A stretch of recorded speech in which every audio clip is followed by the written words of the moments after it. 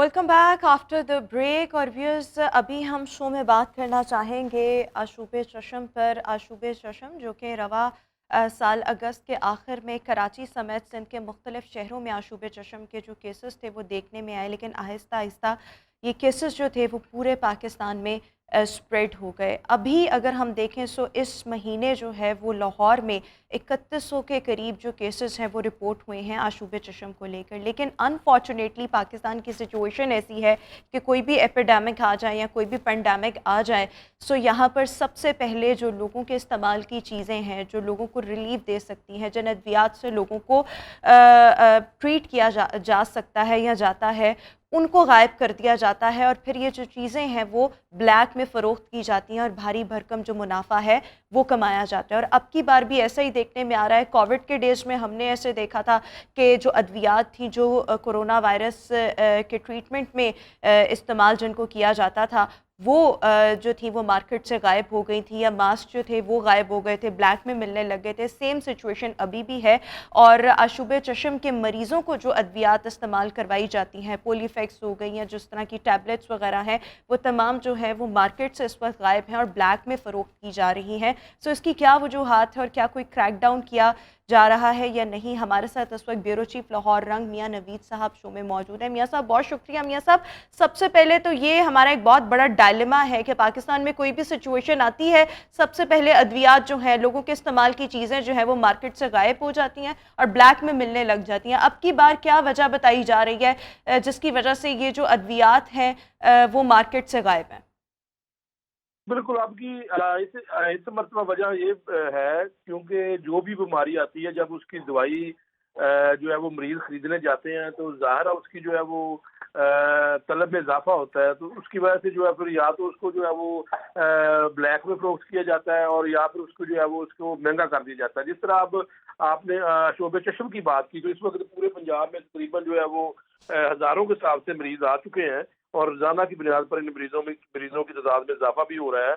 और जब ये मरीज तकरीबन अब अगर दादोशुमार की बात करें तो 74,220 के करीब कल तक जो डाटा था सरकारी, ये मरीज इस वक्त अफेक्टेड हो चुके हैं, जो कि एक दूसरे से वायरस लगता है फिर उनकी आंखें मुतासर होती है। तो इसके लिए डॉक्टर हजरात जो ड्रॉप्स लेकर देते हैं, वो इस वक्त मैं आपको बता दूं कि इब्तदाई तौर पर जब ये इशू आया था तो ये 250 रुपए का था। ये ड्रॉप्स मुख्तलिफ ड्रॉप्स सस्ते थे, लेकिन अब एक तो ये है कि ये ड्रॉप्स महंगे हो चुके हैं, 700 का भी नहीं मिल रहा। दूसरा ये कि मिल ही नहीं रहा कहीं से, और मिल भी रहा तो ब्लैक में या कहीं से जो है वो ये सारा मामला है। जिस तरह कोरोना आ गया था, कोरोना के दौरान जब मास्क कोई पहले पहनता ही नहीं था, लेकिन जैसे कोरोना आया तो वो जरूरी हुआ तो मास्क गायब कर दिए गए थे। इसी तरह जब ये डेंगू के केसेस सामने आते हैं तो पैनाडोल वगैरह दवाई जो कि हमेशा ही शॉर्ट रही है, कभी ये पूरी नहीं हो सकी, बल्कि इसका मुतबादल भी जो है वो बाद दफा नहीं मिलता। तो ये सारी चीजें हैं कि जैसे ही कोई हमारे मुल्क में बदकिस्मती से, एक तो ये है कि यहाँ पर कोई ना कोई ये इशू हमें फेस करना पड़ता है। कभी अशोब चशम, कभी जो है वो डेंगू आ गया, कभी मीजल आ गया, कभी कुछ आ गया। तो ये, और उसके बाद जो दारे भी हैं वो भी जो है वो एक चीज जो सामने आती है उसके पीछे लग जाते हैं, उसी को फॉलो करते हैं जो अच्छा कि जो मियाँ है साहब, अभी आप क्या बता सकते हैं कि कौन कौन सी अद्वियात इस्तेमाल करवाई जा रही थी लेकिन वो अब मार्केट में नहीं मिल रही, और कितने रोज हो चुके हैं इस सिचुएशन को? कितने रोज से ये अद्वियात मरीजों को नहीं मिल रही? एक तो ये है कि इसमें ये ड्रॉप्स मैंने आपको बताए, उसके अलावा मुतअद्दिद बार पहले भी हम बात कर चुके हैं कि जो है वो ऐसी अद्वियात है जो कि मरीजों का खून पतला करने के लिए इस्तेमाल की जाती हैं, वो नहीं मिलती। फिर कुछ मिर्गी के मरीजों के लिए अद्वियात है, वो नहीं मिलती। और इसके अलावा बहुत सारी ऐसी अद्वियात है, मुतअद्दिद ऐसी अद्वियात है जो कि शॉर्टेज है। और कुछ अद्वियात ऐसी भी हैं जिनकी इंतहाई कम कीमत है और कंपनियों ने वैसे बनाना छोड़ दिया, बनाती नहीं, उनको उसमें प्रॉफिट नहीं है। तो ऐसी सूरत हाल में शुगर के मरीज जो है उनके लिए अद्वियात की शॉर्टेज कर दी जाती है, इंसुलिन की शॉर्टेज हो जाती है, बाद दफा नहीं मिलती। तो ये वो सारी अद्वियात हैं जिनकी वजह से जो है वो मरीज अगर ना खाए तो उनको खुदा न खास्ता कुछ भी हो सकता है। तो बिल्कुल ठीक। ये लेकिन अभी कितने रोज हो गए ये जो आशूब चशम के पेशेंट्स जो हैं इनको ये अद्वियात नहीं मिल रही मार्केट से? कितने रोज हो गए हैं ये सिलसिला तकरीबन चल रहा है? ये तकरीबन आठ आठ रोज पहले ये मामला शुरू हुआ था, हम्म। जब ये वायरस फैला था। तो उस वक्त जो है वो इसकी दो दो 250 का ये जो अशूब चश्म के लिए जो ड्रॉप्स ड्रॉप्स की, क्योंकि ड्रॉप्स ही पहनने ना, आपने हर 2 घंटे बाद ड्रॉप्स पहनने हैं। और अगर वो आप अपनी आंखों में डालते हैं तो फिर उसके बाद जो है वो आप 2-3 दिन में आप रिकवर कर जाते हैं, ठीक हो जाता है मामला। तो उसके बाद जब हर बंदे ने जो है वो ये घरों में जब सारी फैमिली डिस्टर्ब हुई है, जब वायरल इन्फेक्टेड हुई है, तो फिर उन्होंने जब खरीदना शुरू किए तो साथ ही जो है माफिया भी मुतहरक हो गया। अब यहाँ पर बात बनती है कि गवर्नमेंट के जो अदारे हैं उनकी बात बनती है कि जैसे ही कोई ये बीमारी आती है, ज़ाहिर उसकी उसकी दवाई की तलब में इजाफा होता है, तो फिर उस वक्त जो है वो उनको मुतहरक होना चाहिए। लेकिन दारे यहाँ पर मुतहरक नहीं होते और जो मरीज है वो फिर ख्वार होते हैं, मुतासर होते हैं उनको अद्वियात में। अब आप जो शोबे चश्म के लिए जो ड्राफ्ट डॉक्टर लेकर दे रहे हैं वो मुख्तलिफ किस्म के हैं, कई नाम उनके जो वो लिख के दे रहे हैं वो कहीं से मिल ही नहीं सकते। लोग जो सही। है वो सिफारिशें करा रहे हैं जी, कहीं से कोई 2 ड्रॉप्स मंगवा दें और फिर उसकी इतना ज़्यादा महंगा कर दिया। अभी 8 रोज़ हो चुके हैं, 8 से 10 रोज़, अभी तक किसी किस्म का कोई नोटिस नहीं लिया गया। अभी तक वो जो एक वैक्सीन नामी इंजेक्शन है उधर सारी हुकूमत लगी है। इधर वज़ीर-ए-आला पंजाब तक पिछले 5 उसी मामले के ऊपर लगा है कि अच्छा अच्छा, एक और मियाँ साहब, मैं एक और आपसे ये चीज़ भी जानना चाहूँगी कि इस वक्त जो हम लोग ये सिचुएशन देख रहे हैं, आपने कहा पिछले तकरीबन 1 हफ्ते से ये सिचुएशन जो है वो देखने में आ रही है। सरकारी हॉस्पिटल्स में अद्वियात की क्या वहाँ पर भी शॉर्टेज देखने में आ रही है? और दूसरा ये कि क्या आशूबे चश्म के जो पेशेंट्स हैं उनका इलाज सरकारी हॉस्पिटल्स में किया जा रहा है, और अगर किया जा रहा है तो किस लेवल पर किया जा रहा है? जी बिल्कुल, मैं आपको बता दूं कि ये जो शोबे किस्म के जो मरीज हैं इनको दाखिल नहीं किया जाता। ये मरीज जी जी। आउटडोर में मरीज जाते हैं, आउटडोर में डॉक्टर बैठे वो इनका चेक करते हैं और इनको ड्राफ्ट लिख देते हैं। इन्होंने बाहर से खरीदने हैं, सरकारी तौर पर ये अवेलेबल नहीं है। यानी सरकारी आपको सिर्फ वो इमरजेंसी अवेलेबल है, खुदा न खासा इमरजेंसी में हो चुकी है और उसको आपको फौरी तौर पर दाखिल होना है, उस वक्त आपको सरकारी तौर पर जो है वो अद्वियात भी मिलेंगी। आपको जो है वो जो अवेलेबल स्टॉक है उसमें बाद बाहर से आपको कहते हैं जी खरीद लाएं। लेकिन ये तो आउटडोर का मामला है। आउटडोर में पैसे पेशेंट आपसे चेकअप करवाते हैं, डॉक्टर अपनी मेडिसिन लिख देते हैं, उसके बाद ये दवाई बाजार से ही खरीदनी है, मेडिकल स्टोर से खरीदनी है पेशेंट ने। और मेडिकल स्टोर पर जब वो जाते हैं तो उनको फिर मिलते नहीं है, वो पूरा जो है वो मुख्तलिफ जगहों पर जाते हैं, मुख्तलिफ मेडिकल स्टोर। अच्छा, एक और ये चीज़ कि क्योंकि ये ब्लैक में मिल रही हैं, तो ब्लैक में ये जो मुख्तलिफ फार्मेसीज़ होती हैं, हर एरिया में जो भी फार्मेसीज़ हैं वहाँ पर ही ये ज़्यादा कीमत में मिल रही है, या ये किस तरह से अब ये जो माफिया है ये ब्लैक में अद्वियात जो है वो फ़रोख्त कर रहा है? अच्छा, ब्लैक इस तरह होता है कि जो है वो लोग इकट्ठी इसको जो है वो ठाल फिर जो है वो डॉक्टर से बात या फिर वो जो महंगे दामों पर प्रोवाइड कर देते हैं। फिर वो स्टॉक हो जाती है चीज़ें और आपको मार्केट में नहीं मिलती, फिर उसकी फर्जी कीमत बता रहे हैं, उस कीमत के हिसाब से फिर जो है फिर भेज देते हैं। तो यही होता है ना कि माफिया मुतहरक होता है। जैसे कोई मसला है, आपने सारी चीज़ें स्टॉक कर ली, स्टॉक करने के बाद फिर आप डील करते हैं मेडिकल स्टोर्स वालों से या किसी दूसरे ऐसे डॉक्टर हज़रात जो निजी अस्पतालों में या जिनके क्लिनिक है, तो फिर जो है वो महंगे दामों वहाँ पर फ़रोख्त कर दी जाती है। जिस तरह आजकल शोबे चश्म है और इसके ऊपर जो है वो आपको कहीं से मेडिसिन नहीं मिल रही। आप कहीं भी जो है वो प्राइवेट क्लिनिक से चेक करवाएंगे तो वो आपको जो है वो साथ अच्छा, क्या इस माफिया के खिलाफ कोई क्रैकडाउन किया जा रहा है? क्या होना चाहिए? आखिरी सवाल है, फिर मैंने ब्रेक पर जाना है। बिल्कुल कोई क्रैकडाउन नहीं है जी इस वाक़या के। बिल्कुल शोबे चश्म के ऊपर जो है वो इतनी अवेयरनेस भी नहीं दी जा रही जो है वो महकमों की जानिब से, ना इसको फोकस किया गया है। इस तरह के मामला को फोकस अभी तक नहीं किया गया जो कि किया जाना चाहिए था। और कोई किसी मेडिकल स्टोर के ऊपर छापा नहीं है। वो ये ड्रॉप्स कौन बना रहा था, कम क्यों हुए, क्या वजह है, किसी ने कोई तहकीकात नहीं की, कोई इंक्वायरी कमेटी नहीं बनी, कोई टीमें नहीं बनी, कोई छापे नहीं मारे जा रहे, कोई किसी को नहीं पकड़ा जा रहा और खामोशी। और ये लोगों के इस्तेमाल की चीज़ है। यकीनी तौर पर हुकूमत को होश के नाखून लेने चाहिए और जो माफिया सरगर्म है उसके खिलाफ क्रैकडाउन किया जाना चाहिए, क्योंकि यहाँ पर पाकिस्तान की अगर हम बात करें तो रिवायत बन चुकी है कि जब भी ऐसा कोई मसला आएगा सबसे पहले अद्वियात की शॉर्टेज होगी या चीज़ें जो हैं वो आपको ब्लैक में मिलेंगी। ये अनफॉर्चुनेट सिचुएशन है, लेकिन हुकूमत को चाहिए कि होश के नाखून ले, क्योंकि मरीज़ जो है वो इस वक्त ख्वार हो रहे हैं। बहुत शुक्रिया मियां नवीद साहब हमारे साथ शो में मौजूद थे। व्यूअर्स, अभी हम शो में एक ब्रेक शामिल करेंगे, आपसे मुलाकात करेंगे इस ब्रेक के बाद। Welcome back after the break. और व्यूअर्स, शो के सेगमेंट में हम आपकी मुलाकात करवाने जा रहे हैं स्केच आर्टिस्ट से, जो मुख्तलिफ़ किस्म के स्केच बनाते हैं, मुख्तलिफ़ किस्म का आर्ट वर्क करते हैं और इसमें मुख्तलिफ़ चीज़ों का इस्तेमाल करके बहुत ही खूबसूरत जो स्केचेस हैं वो बनाते हैं। सो हमारे साथ इस वक्त स्काइप पर मौजूद हैं आतिफ रशीद। आतिफ, सबसे पहले तो ये बताइएगा, ये स्केचेस आप किस किस्म के स्केचेस जो हैं वो बनाते हैं और ये शौक़ आपको कहाँ से डेवलप हुआ? सबसे पहले तो thank you so much ma'am, आपने मुझे इनवाइट किया। और ये बेसिकली मैम मुझे बचपन ही से शौक था स्केचिंग का, और फिर बाद में मैंने छोड़ दिया था। फिर बाद में मैंने इसको सोशल मीडिया पे देखा कहीं स्केचेस, तो फिर बाद में मुझे शौक क्रिएट हुआ, फिर मैं बनाता गया। और ये बेसिकली इसमें डिफरेंट काइंड्स होती हैं, टाइप्स होती हैं स्केचेस की, जिस तरह चारकोलिक स्केच है, ग्रेफाइट है, और वाटर कलर है, ऑयल पेंटिंग्स हैं, एक्रेलिक्स हैं। इसमें डिफरेंट किस्म की जो है टाइप्स होती हैं, वो जिस तरह से मतलब आर्टिस्ट को फ़ील होता है कि मैं इस मीडियम में काम कर सकता हूँ, तो वो फिर अच्छे से इस तरह से काम कर सकता है। बिल्कुल ठीक हो गया। अच्छा, इसके साथ-साथ देखिए, हर चीज़ का शौक आपको डेवलप होता है जब आप किसी को कोई काम करता हुआ देखते हैं, या आपकी कोई इंस्पिरेशन होता है, या आपके इर्द-गिर्द कोई दोस्तों में ऐसा कोई काम कर रहा हो। सो ये आपको शौक कैसे डेवलप हुआ? आपकी इंस्पिरेशन कौन से आर्टिस्ट हैं?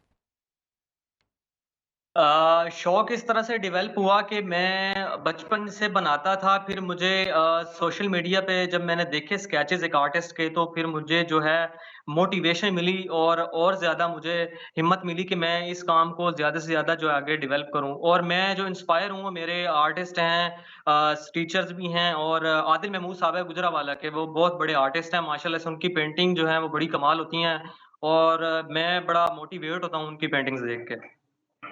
बिल्कुल ठीक। और अभी तक आप किस-किस के स्केचेस जो हैं वो बना चुके हैं? और क्या ये आप काम प्रोफ़ेशनली भी करते हैं? लाइक सेल भी करते हैं जी, अपने जो स्केचेस होते हैं?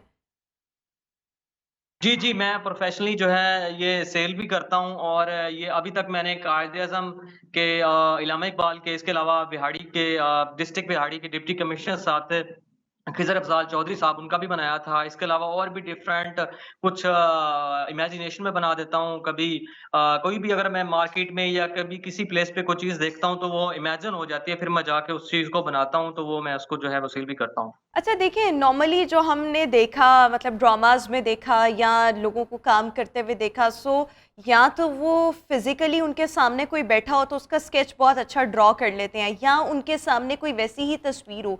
आप ज़्यादा किस पर फोकस करते हैं? यानी आपके आगे वो बंदा बैठा होना चाहिए, उसकी कोई पिक्चर होनी चाहिए, या आपकी इमेजिनेशन इतनी स्ट्रांग है? मेरे ख्याल में इमेजिनेशन जितनी भी स्ट्रांग हो, बट स्टिल आपके सामने या तो बंदा फिजिकली प्रेजेंट हो और या उसकी कोई पिक्चर वगैरह हो, तब आप सही से बना सकते हैं, नहीं? जी, बेसिकली मुझे जो ज़्यादातर ऑर्डर्स आते हैं, मैं वो भी बनाता हूँ रेफ़रेंस देख के, कि पिक्चर को इस तरह से क्लाइंट्स कहते हैं कि आपने इस तरह से बनानी है, तो फिर वो भी वैसे बनानी पड़ती है। और इमेजिनेशन, जो आपने बिल्कुल बात ठीक की है, कि इमेजिनेशन जो है बड़ी आपकी स्ट्रॉन्ग होनी चाहिए।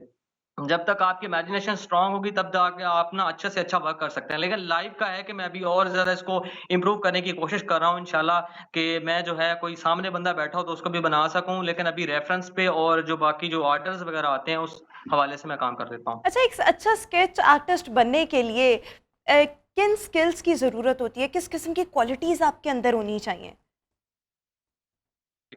अच्छा आर्टिस्ट बनने के लिए हमें सबसे पहले ये है कि आपकी ऑब्जर्वेशन जो है वो बड़ी इम्पोर्टेंट है होती है, क्योंकि आपकी ये मैटर भी यही करती है। जब आप कोई भी चीज़ बनाना चाह रहे हैं, तो आपको उसमें देखना होगा कि ये पॉइंट्स हैं, कुछ चीज़ें हैं, आइज़ हैं, जो भी हमने मतलब स्केच बनाना है, तो उसकी जो मेन पॉइंट्स हैं, वो हमें उसको देखना होते हैं। तो जब तक आपकी ऑब्जर्वेशन जो है अच्छी नहीं होगी, तब तक आप जो है वो जाके नहीं बना सकते स्केच को। जब तक आप अच्छे से जो है उसको देख नहीं पाते, या फिर उसकी जो भी जितनी भी डायमेंशंस होती हैं, जो क्वालिटीज़ होती हैं, तो वो आप में अंदर आर्टिस्ट में मौजूद होनी चाहिए। बिल्कुल ठीक। और अब अभी आपको कितना अरसा हुआ है ये स्केचेस बनाते हुए? कितने साल हो गए हैं? और क्या बचपन में भी आप ड्राइंग वगैरह करते थे, उसमें इंटरेस्ट था, आर्ट वर्क में इंटरेस्ट था? जी, बचपन से मुझे शौक था, लेकिन मैंने जैसा बताया कि मैंने छोड़ दिया था। फिर मुझे एक दोस्त मिला था, तो वो उसने बताया कि आप ना ये प्रैक्टिस करें, तो प्रैक्टिस जो है आपको बहुत आगे लेके जा सकेगी। फिर मैंने प्रैक्टिस की, इस पे और काम किया, और मुझे अरसा जो हुआ है अभी तकरीबन 2 साल हुए हैं आई थिंक। 2 साल में जो है मैंने अभी तक जो इतनी इम्प्रूवमेंट की है, इस पे रिसर्च की है, और अभी मज़ीद इस पे रिसर्च जारी है इंशाल्लाह। आगे मैं इस पे रिसर्च करता जाऊँगा, और जितने भी इसके ड्राई मीडियम के काम हैं, वो भी इंशाल्लाह से इसको जो है इम्प्रूव करता अच्छा, जाऊँगा इसके साथ-साथ। साथ-साथ इन 2 सालों में आपको कोई अवार्ड भी मिला है, कौन-सा अवार्ड था आपकी ज़बरदस्त स्केचिंग की बदौलत? जी, अवार्ड मुझे मिले हैं डिस्ट्रिक्ट बिहाड़ी कंपटीशन हुआ था 14 अगस्त के हवाले से, तो मैंने वहाँ पे कायदे-आज़म का जो है स्केच ड्रॉ किया था। तो मैंने वहाँ पे डिस्ट्रिक्ट में पहली पोज़ीशन हासिल की थी, वहाँ से मुझे जो अवार्ड मिला था। और मुझे जिन्होंने सपोर्ट किया ज़्यादा, डॉक्टर राना सफ़दर साहब जो रिटायर्ड प्रिंसिपल हैं ऑफ गवर्नमेंट कॉलेज बिहाड़ी के, उन्होंने मुझे काफ़ी सपोर्ट किया और इस हवाले से उन्होंने मुझे अवार्ड भी दिया ज़बरदस्त, और ज़बरदस्त। मेरी थैंक यू डिस्ट्रिक्ट सो में पहली मच पोज़ीशन। आतिफ़ रशीद हमारे साथ मौजूद थे। ऑल द बेस्ट आतिफ़, आप फ्यूचर में जो भी करने का इरादा रखते हैं, ऑल द बेस्ट। हमारी बेस्ट विशेज़, हमारी नेक तमन्नाएँ, ख़्वाहिशात आपके साथ हैं। बस इसी के साथ अभी हम शो में एक ब्रेक शामिल करेंगे। मुलाकात करेंगे आपसे इस ब्रेक के बाद। Welcome back after the break. और व्यूअर्स, जब हम मियाँ बीवी के रिश्ते की बात करते हैं, ये रिश्ता बहुत ही ज़्यादा खूबसूरत होता है, लेकिन ऑब्वियसली इस रिश्ते को चलाने के लिए आपस की कंपैटिबिलिटी, ज़हनी हम आहंगी बहुत ज़्यादा ज़रूरी होती है। हम पहले वक्तों में देखते थे जिसमें हमारे पेरेंट्स थे या उनके पेरेंट्स थे, तब अगर कपल्स के दौरान ज़हनी हम आहंगी नहीं भी होती थी तो समहाउ कोशिश ये होती थी कि रिश्ते को निभाया जाए, रिश्ते को चलाया जाए। और यही वजह है कि उस ज़माने में डिवोर्स रेट बहुत कम था, रेशो जो थी डिवोर्स की वो बहुत कम थी। लेकिन अगर हम आजकल देखें तो आजकल जो स्टैंडर्ड्स हैं वो बहुत ज़्यादा बढ़ चुके हैं, लड़कों की तरफ से भी, लड़कियों की तरफ से भी। और इस रिश्ते को चलाने के लिए बहुत ज़्यादा फोकस किया जाता है कंपैटिबिलिटी पर। मेंटल कंपैटिबिलिटी होना ये बहुत ज़्यादा ज़रूरी है। और ऑब्वियसली मेंटल कंपैटिबिलिटी का आप कैसे जान सकें, कितना अर्सा आप आपस में साथ गुजारें, सो आपको रियलाइज़ हो कि यहाँ हमारी आपस में कंपैटिबिलिटी है, हम साथ चल सकते हैं। और फिर इस बात की क्या गारंटी है कि रिश्ता कामयाब होगा ही होगा अगर आपकी मेंटल कंपैटिबिलिटी है, क्योंकि बहुत जगहों पर सब कुछ कॉमन होता है लेकिन फिर भी रिश्ता ठीक से नहीं चल पा रहा होता। सो इसी पर हमने आज बात करनी है। हमारे साथ साइकोलॉजिस्ट अनीसा हबीब इस वक्त शो में मौजूद है। Anisa, thank you so much. Anisa, कितनी ज़रूरी है मेंटल कंपैटिबिलिटी मियाँ बीवी के रिश्ते को स्मूथली चलाने के लिए?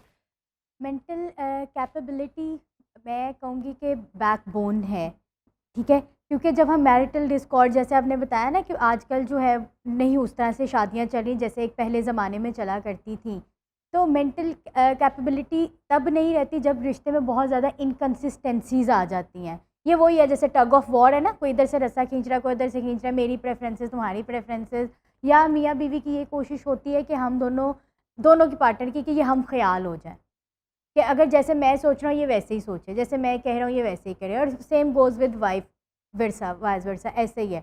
लेकिन हम ये चीज़ भूल जाते हैं कि इंडिविजुअलिटी किधर है इन सब चीज़ों में। दोनों मियाँ बीवी की अपनी कुछ पर्सनल वैल्यूज़ हैं, कुछ करैक्टरिस्टिक्स हैं, कुछ टेम्परामेंट्स हैं, और हम दोनों की इंडिविजुअलिटी ख़त्म नहीं कर सकते। जब ये पॉइंट आ जाता है ना कि हम लोग कोशिश करें कि वो मेरे जैसे मैं चाह रही हूँ वैसे ढल जाए, तो वहाँ पर जो है मेंटल आप कह लें इनकन्सिस्टेंसीज़ और कंपैटिबिलिटीज़ वगैरह शुरू हो जाती हैं। अच्छा, मैं यहाँ पर एक और चीज़ भी आपसे पूछना चाहूँगी। मैंने बहुत सी ऐसे कपल्स भी अपने इर्द-गिर्द देखे जो साथ पढ़े लिखे, फिर उनकी अच्छी दोस्ती थी, बड़ी अच्छी बॉन्डिंग थी, कंपैटिबिलिटी भी थी, शादी हो गई, लेकिन लेटर ऑन शादी टर्न्ड इनटू अ डिवोर्स। सो ये क्या है कि आप इतना वक़्त किसी के साथ गुज़ारें, आपकी ज़हनी हम-आहंगी भी हो, लेकिन समहाउ आपकी डिवोर्स हो जाए शादी के बाद, तो इसका मतलब है कि मेंटल कंपैटिबिलिटी जो है ये विन विन सिचुएशन नहीं है। यानी कि ज़रूरी नहीं कि अगर आपकी मेंटल कंपैटिबिलिटी है तो आपका रिश्ता भी बहुत अच्छा चलेगा। ऐसा ही है, बिल्कुल ऐसा ही है। पता है क्या, वो जो पीरियड होता है ना जिसको हम कह रहे हैं रिलेशनशिप पीरियड है, या शादी के बाद के जो कुछ 6 मंथ्स होते हैं या 1 ईयर हद लगा लें, वो एक हनीमून पीरियड होता है। वो सब कुछ बहुत अच्छा लग रहा होता है क्योंकि उस तरह से अभी हम get to know each other कर रहे होते हैं। और अगर बहुत सालों के आपके रिलेशनशिप भी हैं, जैसे आपका कोई रोमांटिक रिलेशनशिप है या इमोशनल किसी के साथ है, तो आप एक लिमिटेड टाइम उस बंदे के साथ गुजारें। आप अपनी 24/7 रूटीन ऐसा नहीं उनके साथ कह रहे हैं। अगर आप कॉल पे हैं तो स्टिल एक डिस्टेंस है बीच में, आप साथ उठ बैठ नहीं रहे। वो फिर हम लोग जब साथ मियाँ बीवी रहते हैं, या वो जो रिलेशनशिप के बाद एक रिश्ते को एक नाम मिल जाता है, आप साथ रहते हैं, तब आपको पता चलता है कि अगले के मूड मिजाज किस तरह से हैं, वो अपनी स्पेस कैसे शेयर करता है, वो अपने एंगर का एक्सप्रेशन कैसे करता है, उसको स्ट्रेस मैनेज करने की कितनी आदत है, उसको कितनी स्पेस कब कब चाहिए होती है, उसको फिज़िकल टच कब कब रिक्वायर है, वो रिलैक्सेशन के लिए क्या करता है। कितनी सारी ऐसी चीज़ें हैं वो हमें तब पता चलती हैं, डीप डाउन ऐसी बातें जब हम साथ रहना शुरू करते हैं। जो चीज़ तब एक्साइट कर रही होती है, ओवर द टाइम वो बाद में एक्साइट नहीं कर रही होती। अच्छा देखिए, रिश्ते को कामयाबी से चलाना और ऑब्वियसली रिश्ते को कामयाबी से चलाने के लिए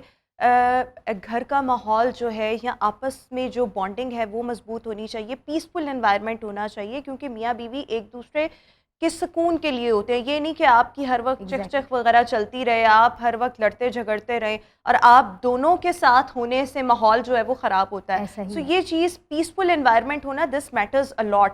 लेकिन रिश्ते को खूबसूरती से चलाने के लिए, स्मूथली चलाने के लिए, कामयाबी से चलाने के लिए मेंटल कंपैटिबिलिटी कितनी ज़रूरी है, और मेंटल कंपैटिबिलिटी के साथ साथ और किन चीज़ों का होना बहुत ज़्यादा ज़रूरी है? अच्छा, जैसे आपने कहा ना पीसफुल एटमॉस्फेयर होना बहुत ज़रूरी है, ये बड़ी आइडियल सी बात हो गई अब, ठीक है।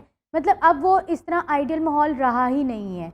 एक हमारे एक तो एशियन जो पॉप कल्चर है उसमें जॉइंट फैमिली का सिस्टम थोड़ा ज़्यादा है, ठीक है। जॉइंट फैमिली नहीं भी, अगर आप न्यूक्लियर भी रह रहे हैं देन भी घर का माहौल जो है वो पीसफुल नहीं है, क्योंकि स्ट्रेस कहीं ना कहीं से आ रहा है, इंटरफेरेंस है, वो चीज़ें हैं। यहाँ पर जो मैटर करता है, अगर आपने मेंटल मतलब कंपैटिबिलिटी बनानी है तो उसके लिए पीसफुल होम एटमॉस्फेयर में बाउंड्रीज होना ज़रूरी है, ठीक है। अगर आप चाह रहे हैं एंड यू कि शुड नो कि how to respect each others boundary. अगर कोई आपकी बाउंड्री ब्रीच कर रहा है, आपकी प्राइवेसी ब्रीच कर रहा है, या आपको ऐसी चीज़ों में तंग कर रहा है जहाँ पे आपका कंफर्ट जोन नहीं है, एक कंफर्ट जोन से ज़्यादा आपको पुश कर रहा है, तो हाउ यू कैन रिस्पॉन्ड, लेकिन बड़े रिलैक्स और बड़े असर्टिव वे में, कि वो घर का माहौल भी ख़राब ना और आप अगले बंदे को अपनी बात अच्छे से कन्वे भी कर दें। तो वो अगर आपको वो आइडियल जो है माहौल नहीं भी मिल रहा, तो स्टिल आप बाउंड्रीज़ के थ्रू एक घर का माहौल पुरसकून बना सकते हैं, लोगों के इंटरफेरेंस को लिमिट कर सकते हैं। फिर बात आ जाती है, आपने कहा और ऐसे कौन से फैक्टर्स हैं जिससे हम मेंटल कंपैटिबिलिटी बना सकते हैं। आपका कम्युनिकेशन बहुत इंपॉर्टेंट आता है। हम फ्रेंड्स के साथ जो है बातें डिस्कस कर लेते हैं, ठीक है। वाइफ ने ये कह दिया, हस्बैंड ने ये कह दिया, ये हो गया, कज़न से लेकिन बात कर आपस ली, में कम्युनिकेशन आपस में नहीं करते हैं। होती। ये चीज़ है, चाहे वो अनकंफर्टेबल टॉपिक्स के बारे में बात करना ही क्यों नहीं है, क्योंकि जी वो अनकंफर्टेबल होंगे, इससे हम बात करेंगे तो उनको अच्छा नहीं लगेगा या माहौल और ज़्यादा ख़राब हो जाएगा, तो चलो छोड़ो, हम बात नहीं करते, हम कहीं और वेंट आउट कर देते हैं। वो कहीं और वेंट आउट करना क्या, आप जिसको बता रहे हैं वो अपना पर्सपेक्टिव बता रहा है, उसको नहीं पता आपकी शादी के डायनामिक्स क्या है। और वो जिस सारी चीज़ को चीज़ें। आप अच्छे से कम्युनिकेट करके सॉर्ट आउट कर सकते हैं, बिकॉज आपको उसका बैकग्राउंड पता है, आप Exactly. उस बंदे को बहुत अच्छे से जानते हैं, वो दूसरा नहीं जानता। दूसरा आपकी बातों से जज करके आपको एडवाइस करेगा ऑब्वियसली, लेकिन वो दोनों या तो फिर उसको पिछला माजी भी पता हो और आप दोनों का भी पता हो। जब एक बंदा अपनी सारी कथा सुना रहा होता है ना, तो वो फिर मेरे ख्याल में और दूसरी बात ये होती है एडवाइस ना, नहीं ठीक एग्जैक्टली, और जो दूसरा बंदा बता भी रहा है ना, वो जो अपने आपके लिए एक्सपीरियंसेस, अपनी ऑब्जर्वेशन और अपने जजमेंट्स आपको बता रहा है। अब ये आपने डिसाइड करना है कि आपने उसके वाले पे जाना है या आपने कोई अदर पर्सपेक्टिव भी देखना है। अगर उस दिन कोई मसला हो गया है, बात करना मुनासिब नहीं है, तो अगले दिन बात कर लें। वाइफ्स में होता है कि जल्दी जल्दी चीज़ें ठीक हो जाएं। वाइफ्स अक्सर जो हैं अपने हस्बैंड के जेस्चर्स को या एक्शंस को कंफ्यूज्ड कर देती हैं। अगर वो बंदा किसी स्ट्रेस की वजह से खामोश है तो वाइफ्स को लगता है कि हमसे कोई गलती होगी, they started to blame, extern अपने पे जो है वो चीज़ें ले जाती हैं और उसका मूड फ़ौरन ठीक करने की कोशिश करती हैं। इस तरह में क्या होता है, हस्बैंड बहुत ज़्यादा जो है ना, वो उसको स्पेस चाहिए, वो इस वक्त पता नहीं कौन सी चीज़ें प्रोसेस कर रहा है। लेकिन यहाँ पे हस्बैंड को भी कम्युनिकेट करना है कि I am going through such time, जब मैं जैसे ही रिलैक्स होता हूँ तो I will get back to you, या हम करते हैं बात आराम से। तो दोनों तरफ से इस तरह का कम्युनिकेशन होना ज़रूरी है। वाइफ जैसे परेशान होती हैं तो उनको वो फ़ौरन से उनको होता है कि कोई हमें सुन ले, हम जल्दी से जो है कथारसिस कर दें, वेंट आउट कर दें और जो अंदर का तूफान है वो निकल जाए और हमारी ज़ात में सुकून आ जाए। और हस्बैंड्स को लगता है कि वो कथारसिस इसलिए करी कि they are seeking some solutions.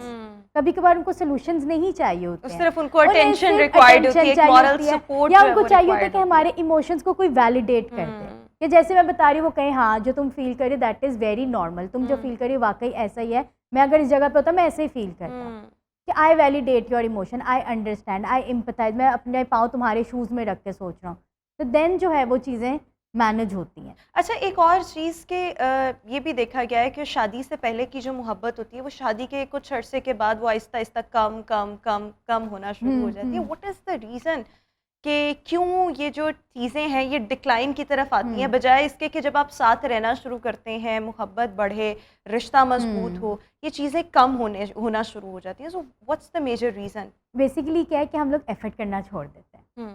रिश्ता बोर्डम की तरफ चला जाता है, मोनोटोनस रूटीन्स हो जाती हैं। हम लोगों की एक वक्त होता है कि वही बात बताई ना कि पहले 6 मंथ से लेके 1 ईयर हनीमून पीरियड है, उसके बाद रियलिटी चेक मिलता है और पता लगता है यार इसके मूड ऐसे भी हैं, ये ऐसे भी करता है, ये यूँ भी करता है, फिर हमें चिढ़ होने लग जाती है एक दूसरे की किसी न किसी पैटर्न्स को लेके या डायनामिक्स को लेके, ये वाली चीज़ें हैं। तो बोर्डम जब आ जाता है ना कि वही रोज़ की रूटीन है, हस्बैंड गए, वाइफ्स घर का काम करी है, दोनों वर्किंग है, दोनों की अपनी अपनी रूटीन है, घर आते हैं और उसके बाद जी स्ट्रेस है या कोई और काम भी घर ले आए हैं तो वो भी कर रहे हैं, तो आपस में क्वालिटी रिलेशनशिप नहीं है, एप्रिसिएशन नहीं है। अगर उस दिन हस्बैंड अच्छा लग रहा है या वाइफ उस दिन अच्छी लग रही है, एप्रिसिएशन नहीं है, एक दूसरे की तारीफ़ वैसे भी नहीं है, एक्नॉलेज नहीं है एफर्ट्स को लेके। हम सिर्फ तब तारीफ़ करते हैं वो भी व्हाट्सएप स्टेटस के थ्रू जब बर्थडेज आ रही है या जब एनिवर्सरी आ रही है। अदर देन दिस हम लोग जो हैं चलते फिरते कोई एक दूसरे को अप्रिशिएट नहीं करते हैं कि you have done a lot for me, I am happy कि तुम मेरा कंफर्ट जोन हो। इस तरह के ऐसे जुमले जो कि अगले को एज अ पार्टनर बूस्ट करें और उसको वो लगे कि हाँ मैं एज अ पार्टनर इसके लिए एक सिक्योर अच्छा आजकल की अगर हम जनरेशन को देखें, उनको लगता है कि शादी से पहले आपस में बातचीत होना ये बहुत ज़्यादा ज़रूरी है। मैं भी इस चीज़ से अग्री करती हूँ, थोड़ी बहुत बातचीत होना, एक दूसरे को समहाउ जानना ये ज़रूरी है, लेकिन अगर आप बहुत ज़्यादा 24/7 आप उसी बंदे के साथ रहेंगे तो ये इतना ज़रूरी नहीं, बल्कि उल्टा लड़ाइयाँ और झगड़े ही होते हैं। But what do you think, आपस की कंपैटिबिलिटी को चेक करने के लिए शादी से पहले कितना एक दूसरे को जान लेना ज़रूरी है, कितना कम्युनिकेट आपस में बातों को करना चाहिए, चीज़ों को करना चाहिए, और क्या चीज़ें होनी चाहिए जिससे आप जज कर सकते हैं कि भाई अच्छा हमारी कंपैटिबिलिटी हो सकती है, हम गुजारा कर सकते हैं। बिल्कुल, इसके लिए ना ये सिलसिला तभी शुरू होता है जब आपकी जो मैट्रिमोनियल प्रोफाइल्स होती हैं ना वो एक दूसरे तक जाती हैं। अब लोगों ने आपने देखा व्हाट्सएप पे जो है प्रोफाइल्स बनी हुई हैं वो थ्रू रिश्ता मेकर आप कह लें जा रही हैं या वो जैसे भी पहुंच रही हैं एक दूसरे तक। जैसे हर कोई उसके अंदर रिक्वायरमेंट लिखता है, मेल्स खुल के रिक्वायरमेंट लिखते हैं, तो मैं अक्सर फीमेल्स को भी इंकरेज करती हूँ कि आप भी रिक्वायरमेंट लिखें। अगर वो पार्टनर सेलेक्ट करे, you have equal right to decide your partner, तो जॉट डाउन करो रिक्वायरमेंट्स अपनी। जो उस रिक्वायरमेंट को समझेगा, जिसकी मेंटल कैपेबिलिटी होगी, जो अपने पार्टनर या स्पाउस को ऐसा चाहता होगा, आपके लिए स्क्रीन करना आसान हो जाएगा बजाय कि आप जी शॉपिंग लेकिन देखिए पर इसमें तो ये भी है ना कि लोग प्रिटेंड भी करते हैं, मतलब वो ऐसे होते नहीं जैसा वो बता रहे होते करते हैं। लेकिन एक दफ़ा लिख लेने से क्या होता है कि आपके लिए स्क्रीन करना आसान हो जाता है कि हाँ ये पॉइंट ये यानी आपको अपने पार्टनर में किस किस्म की कैरेक्टरिस्टिक्स चाहिए या आप आगे फ्यूचर में क्या चाह रहे हैं। Do you want to work, do you want to get a job, आपने पीएचडी करनी है, आपने कुछ करना है, आप अभी बच्चा नहीं करना चाह रहे, या कोई आपके और प्लान्स हैं, तो उनको बेहतर तौर पे पहले कम्युनिकेट करना आपको बहुत सारी चीज़ों से बचा लेता है। और अक्सर प्रोफाइल्स में कोई ना कोई चीज़ ऐसी होती है कि आपको वो पिंच कर जाती है या रिंग कर जाती है कि हाँ this is the true one, आपके अंदर से ना एक वाइब अच्छा देखिए, और मियाँ बीवी का रिश्ता क्योंकि ये खूबसूरत भी है, इसको खूबसूरत बनाया भी जा सकता है, इसको ज़्यादा पीसफुल भी बनाया जा सकता है, लेकिन इसमें रिस्पेक्ट और केयर होना ये कितना ज़रूरी है। और सबसे पहले आप रिस्पेक्ट को रैंक करेंगी या केयर को ऊपर लेकर आएंगी? दोनों जो है ना मुझे लगता है साइड बाय साइड ही चलेंगे तो बहुत अच्छा लगेगा। और इसके अंदर ये कि आपने देखा वाइफ्स ये ज़्यादा वाली शिकायत करते हैं कि केयर नहीं करते, टाइम नहीं देते, तवज्जो नहीं देते। मतलब ये कहने को बड़ा एक ना आपके लिए ग्लोबल जुमला है। तो मैं उन वाइफ से अक्सर ये क्वेश्चन करती हूँ, वो ऐसा क्या करेंगे कि आपको लगेगा कि आपकी केयर की जा रही है, आपको टाइम दिया जा रहा है? क्या करेंगे? रोज़ एक गुलाब का फूल लेके आएंगे, आपको आने से पहले फ़ोन कर लेंगे कुछ लेके आना है, आके आपको शाबाशी देंगे, सारे दिन की रूटीन पूछेंगे, आपका मसाज कर देंगे, कोई चाय का कप बना देंगे, कोई अपने खाने के बर्तन उठा के लगते। क्या ये चीज़ें करने से एक्शंस जो है आपको इजहार देंगे कि हाँ वो मेरी केयर कर रहे हैं? तो सिर्फ वो इतना बड़ा ग्लोबल जुमला बोल देना काफ़ी नहीं होता। मेल्स को ना स्पेसिफिक चाहिए होती है चीज़ें, कि स्पेसिफिकली बोला चाहिए कि चाह क्या रहे हो, ये नहीं कि उठा के बोल दिया। और अक्सर कहते तुमने तो कभी किया ही नहीं। ब्लेम गेम इतने नहीं होने चाहिए। समहाउ ये चीज़ें ठीक हैं, थोड़ी बहुत हो तो ठीक है, लेकिन जब आप किसी को बहुत ज़्यादा ब्लेम करने लग जाते हो ना, अगला आपसे उतना ही दूर भागता है, उतना ही इरिटेट होता है। शुरू में तो आपको कोई बर्दाश्त कर लेगा, लेकिन फिर ओवर द इयर्स आप अपनी वैल्यू जो है, अपनी बात की वैल्यू, वक़्त जो है वो खोते जाते हैं। अच्छा, टाइम देना एक दूसरे को कितना ज़रूरी है? एक गुड लिसनर होना, टाइम देना, ये चीज़ें कितनी ज़रूरी हैं? अच्छा, टाइम का ये कि ये नहीं है कि बहुत कोई घंटों घंटों टाइम दें। आप खालिस अगर अपनी रूटीन का आधा घंटा भी दे रहे हैं, डिवोटेड टाइम, डेडिकेटेड क्वालिटी होने चाहिए। No screen time, no other than distractions, no ऐसी कोई चीज़ें। आप और आपका पार्टनर एक चाय का कप एंजॉय कर लें, कोई स्नैक एंजॉय कर लें। बिल्कुल ठीक। Thank you so much Anisa, हमारे साथ शो में मौजूद थी। इसी के साथ ही हमारा आज का शो अपने इख्तिताम को पहुंचा। इंशाल्लाह आपसे मुलाकात करेंगे अपने नेक्स्ट प्रोग्राम में।